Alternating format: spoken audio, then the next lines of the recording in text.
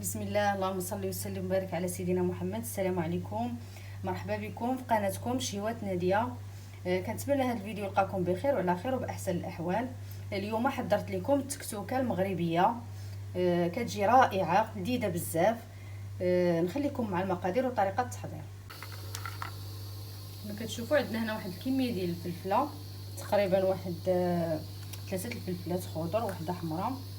المهم راني قطعتهم مربعات صغار كما كتشوفوا هما.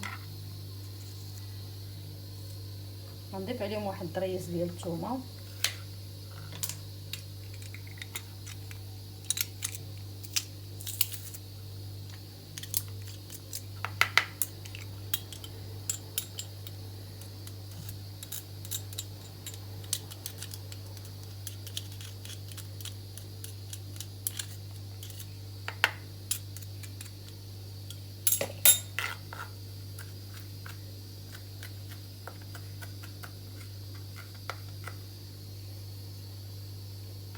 صافي غادي نضيفو هنا.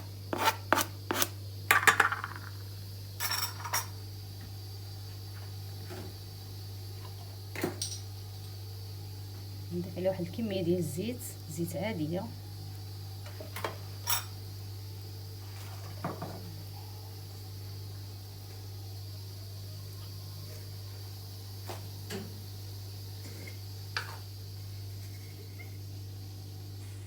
كميه ديال الملح، حسب الذوق. صافي غندير هاد التشحار في البوط. دابا نوضعوه على البوطه يتشحر شويه حتى تشحر لينا هاد الفلفله مزيان. نقصو عليه البوطه.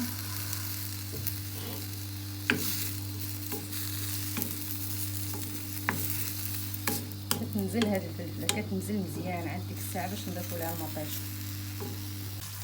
كتشوفوا ها هي طابت شحار لينا مزيان. ملي كتقلبي الفلفله كتلقايها طايبه، وراه التحريك راه ما حبستش عليها. مرة كنجي ليها نحركها، كنغسل عليها غير شويه كنجي نحركها باش ما تلصقش.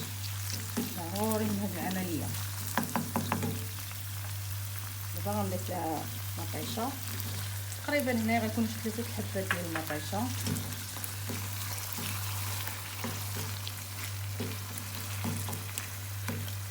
نبقى نحركها حتى تذوب لينا ديك المطيشه. دابا غنضيف العطريه،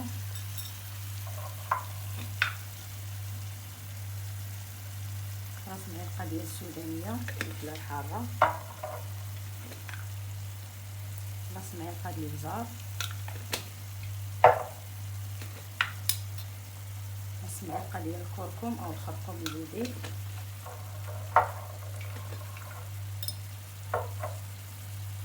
نص معلقه ديال الكمون،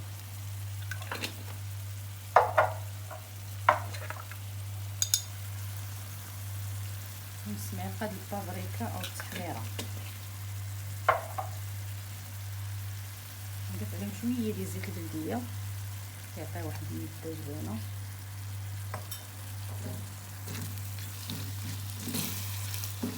صافي غنستمر في التحريك هكا حتى تذوب ليا ديك المطيشه وتشحر ليا الفلفله مزيان وتدخل فيها ديك العطريه.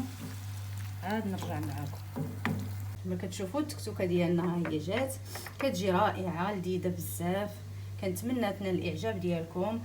ما تنساوناش بلي لايك ديالكم وبالكومونتيرات، واللي اول مره غيشوف القناه يشترك ويفعل الجرس باش يوصلوا الجديد. والى اللقاء مع شهوه اخرى من شهوات ناديه.